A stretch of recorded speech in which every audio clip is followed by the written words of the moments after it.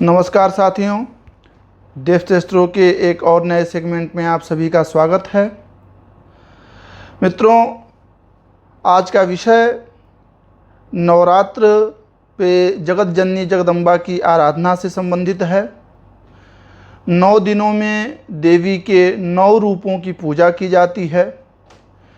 इन 9 रूपों की पूजा का विधान क्या है, उनमें लगने वाले नैवेद्य, पुष्प, विधि क्या है इनकी, या फिर इनके कौन से मंत्र हैं, और क्रमशः ऐसे प्रथमम शैलपुत्री इत्यादि से इनकी पूजा क्यों की जाती है, इन सारे विषयों को हम लोग समझेंगे।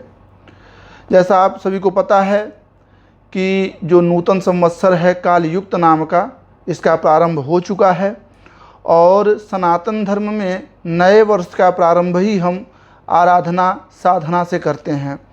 अब शक्ति की आराधना करने का तात्पर्य यह है कि देवी से हमें 3 चीज़ों की प्राप्ति होती है: इच्छा शक्ति, क्रिया शक्ति और ज्ञान शक्ति। इच्छा शक्ति इसलिए क्योंकि हमें किसी भी कार्य को करने की पहली बात तो इच्छा होनी चाहिए, जिज्ञासा होनी चाहिए। अब जब इच्छा हो गई तो फिर हमारे अंदर कर्म करने के लिए भी उतनी ही दृढ़ता आनी चाहिए। सिर्फ इच्छा मात्र से ही काम नहीं चलेगा, कर्म भी आवश्यक है, अनिवार्य है। अब हम कर्म के लिए भी तत्पर हो गए तो जो ज्ञान शक्ति है कि कैसे करें इस कर्म को, यह भी हमें आना चाहिए, तब जा कर के यह अनुष्ठान सफल होता है। तो इन 3 चीज़ों की प्राप्ति के लिए ही हम जगत जननी के 9 रूपों की इन 9 दिनों में आराधना करते हैं। शब्द नवरात्र है, नवरात्रि शब्द नहीं है, नवरात्र शब्द है। अर्थात 9 प्रकार से स्टेप बाय स्टेप हम अपने जीवन को कैसे सफल बनावें, इसके लिए यह विधि है। तो सप्तशती में आया है कि प्रथमं शैलपुत्री च, द्वितीयं ब्रह्मचारिणी, तृतीयं चंद्रघंटेति, कुष्मांडेति चतुर्थकम, पंचमं स्कंदमातेति, षष्ठम कात्यायनीति च, सप्तमं कालरात्रेति, महागौरी तथाष्टमम, नवमं सिद्धिदात्री च, नौ दुर्गा प्रकृतिता। कहने का तात्पर्य यह है कि दुर्गा के 9 स्वरूपों का यहाँ पर प्रकाशन किया गया, वर्णन किया गया है। दुर्गा क्यों?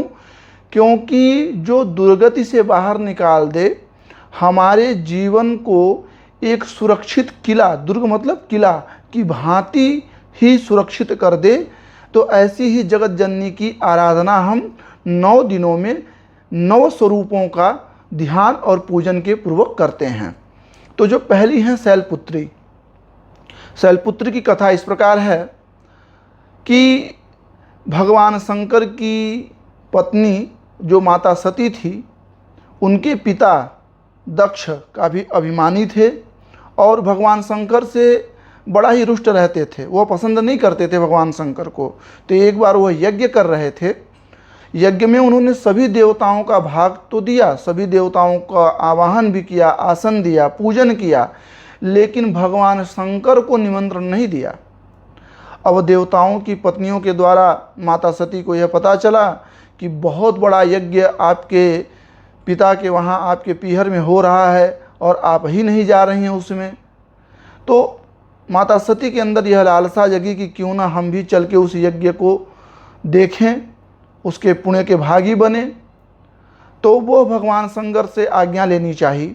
भगवान शंकर ने कहा कि सती, यदि बिना बुलाए आप किसी जगह पे जाती हैं तो वहाँ आपका सम्मान नहीं होता है और किसी भी एक तरीके से भयंकर शंका की जो है वहाँ पर उपस्थिति है, तो इसलिए वहाँ न जाएं, क्योंकि आपके पिता मुझे पसंद नहीं करते और जिसके कारण वह आपको भी निमंत्रित नहीं किए हुए हैं। लेकिन माता सती कुछ तर्क देती हैं कि पिता गुरु के वहाँ बिना बुलाए भी जाना चाहिए और ऐसा कह के वह चली जाती हैं। यज्ञ में जब वो पहुंचती हैं तो देखती हैं कि सारे देवता उपस्थित हैं, ऊंचे ऊंचे आसनों पे बड़ी बड़ी पूजा लेकर के बैठे हुए हैं।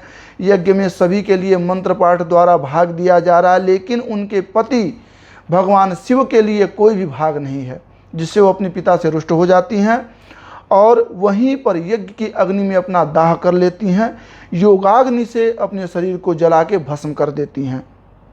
ये सारी कहानियाँ आप सभी जानते हैं।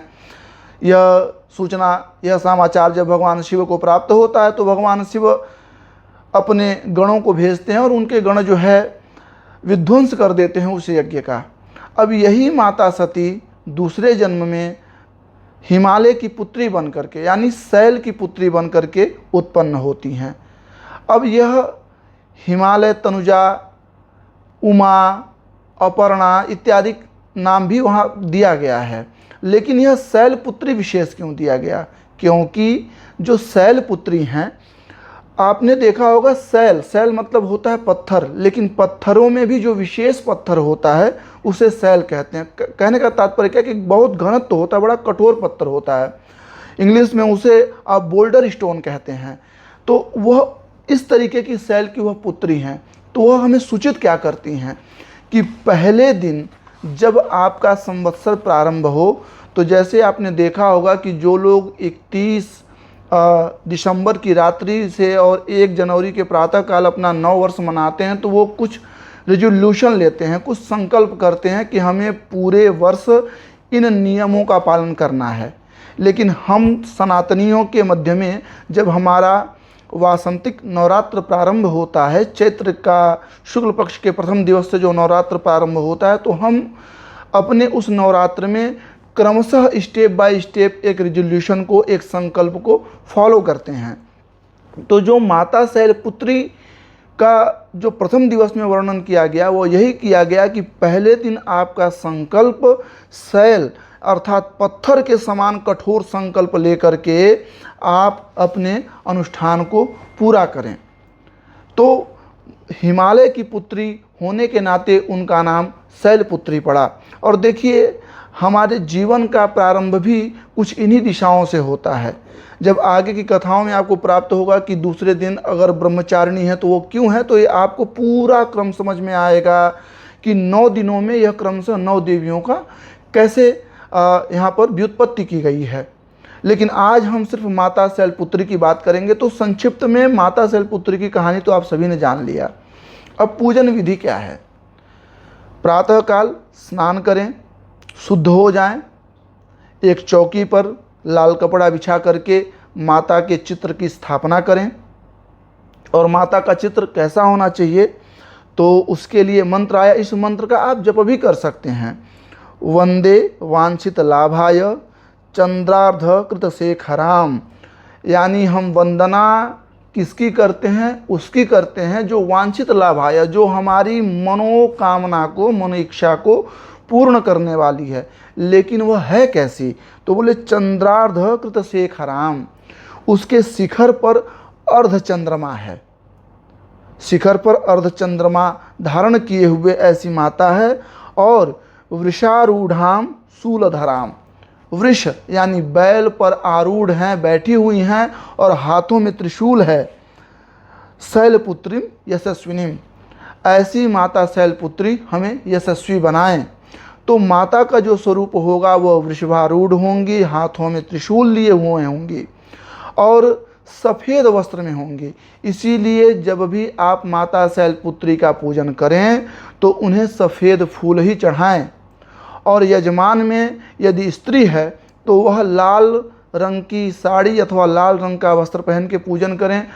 पुरुष हैं तो वह सफ़ेद वस्त्र अथवा गेरुआ वस्त्र अर्थात नारंगी वस्त्र ही धारण करके देवी की आराधना करें।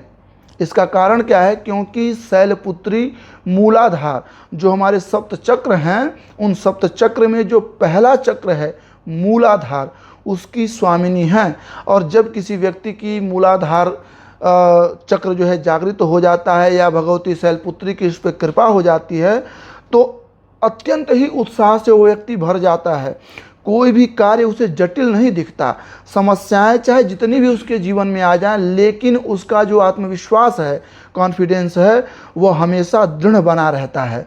तो माता शैलपुत्री की कृपा से हमें सबसे पहली चीज़ तो आत्मविश्वास की प्राप्ति होती है। इसीलिए कहा गया कि वंदे वांछित लाभाय, जो हमारी मनोकामना को पूर्ण कर दे, ऐसी देवी का, ऐसी जगत जननी जगदम्बा का हम आराधना करते हैं।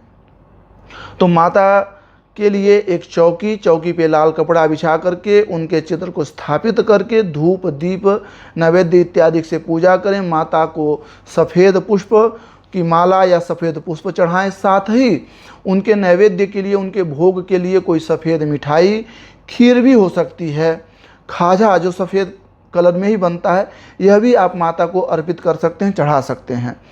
विशेष करके जिन लोगों के विवाह में होने में देरी हो रही है, खास करके स्त्रियां जिनका विवाह बहुत विलंब हो रहा है, विवाह में बात होकर के कट जा रही है, अथवा उनके वैवाहिक जीवन में किसी भी प्रकार की समस्याएं हैं, तो वह माता शैलपुत्री का विशेष रूप से पूजन करें। और यदि उन हो सके, देखिए अन्य बहुत जगह पे बहुत सारे मंत्रों को प्रयोग किया गया है कि या देवी सर्वभूतेषु माता शैलपुत्री रूपेण संस्थिता। देखिए शास्त्रोक्त यह गलत है, छंदबद्ध यह श्लोक हो ही नहीं पा रहा है। तो ऐसे किसी भी मंत्रों का प्रयोग या आप न करें। यदि कर सकते हैं तो नवार्ण मंत्र, 9 अक्षर के मंत्र जो देवी का है सबसे सिद्ध मंत्र, जिसमें ऐं ह्रीं क्लीं चामुंडायै विच्चय, शुरू में ओम अथवा बाद में नमः, ये दोनों ही वर्ण नहीं लगाने। इससे आपका नवार्ण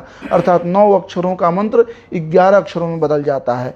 तो ओम न लगाएं, नमः न लगाएं, सिर्फ ऐं ह्रीं क्लीं चामुंडायै विच्चय का जप भी कर सकते हैं, अथवा भगवती शैलपुत्री का वंदे वांछित लाभाय चंद्रार्धकृत शेखराम वृषारूढ़ाम शूलधराम शैलपुत्रीम यशस्विनीम, इस मंत्र का भी आप जाप कर सकते हैं।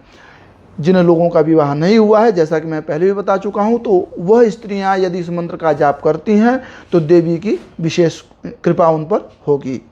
जय माता दी।